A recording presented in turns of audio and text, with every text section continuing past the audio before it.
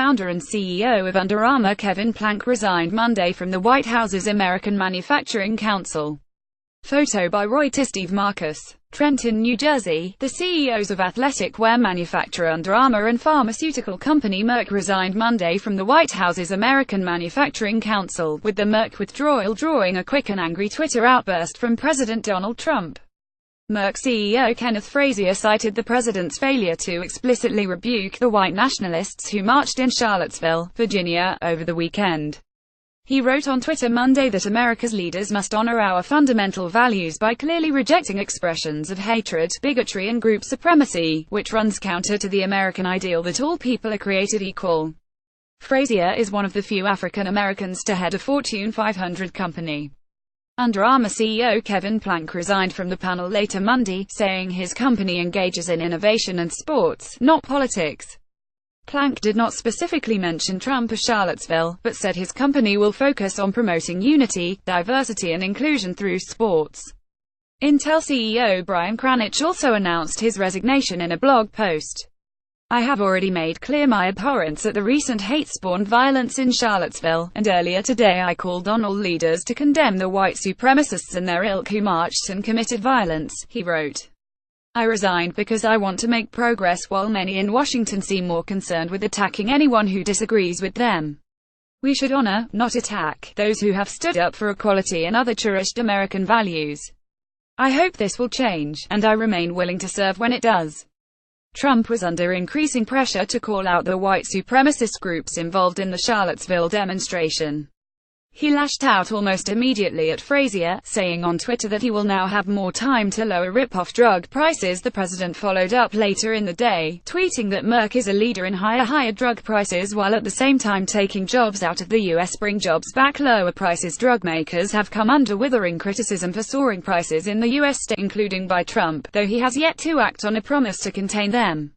With the barbs, Trump appeared to attack an industry executive who has tried to make drug pricing somewhat more transparent by revealing his company's overall drug price changes. In January, Merck reported that its average net prices, the amount the company receives after discounts and other rebates, increased in the years since 2010 in a range between 3.4% and 6.2% per year.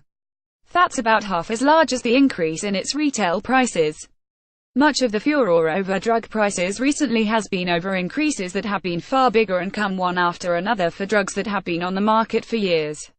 The exchange lit up social media early Monday, with many people lauding Frazier and blasting the president. Trump eventually made a statement condemning bigotry Monday afternoon at a press conference. Meanwhile, other executives stated their support for Frazier. Unilever CEO Paul Polman wrote on Twitter, "Thanks at Merck and Frazier for strong leadership to stand up for the moral values that made this country what it is." Frazier, who grew up in a poor neighborhood in Philadelphia, resigned from the Manufacturing Advisory Council days after one person was killed and others wounded in violent clashes between white supremacists and protesters. Frazier and his siblings were raised by their janitor father after their mother died when they were very young. He has earned a reputation as a risk-taker in the drug industry, pouring money into daunting research areas, particularly trying to develop a treatment for Alzheimer's disease. Frazier is not the first executive to resign from advisory councils serving Trump. Tesla CEO Elon Musk resigned from the Manufacturing Council in June, and two other advisory groups to the president, after the U.S. withdrawal from the Paris Climate Agreement. Walt Disney Co-chairman and CEO Bob Iger resigned for the same reason from the president's Strategic and Policy Forum, which Trump established to advise him on how government policy impacts economic growth and job creation. William Galston, a senior fellow at the Brookings Institution, said he couldn't think of a parallel example of any president responding as viciously as Trump to a CEO departing an advisory council. The Manufacturing Jobs Council had 28 members initially, but it has shrunk since it was formed earlier this year as executives retire, are replaced, or, as with Frazier and Musk, resign. William Galston, a senior fellow at the Brookings Institution, said he couldn't think of a parallel example of any president responding as viciously as Trump to a CEO departing an advisory council. Usually, certain niceties are observed to smooth over a rupture, said Galston, who served as a domestic policy aide in the Clinton administration. We've learned that as president, Mr. Trump is behaving exactly as he did as a candidate, Galston said.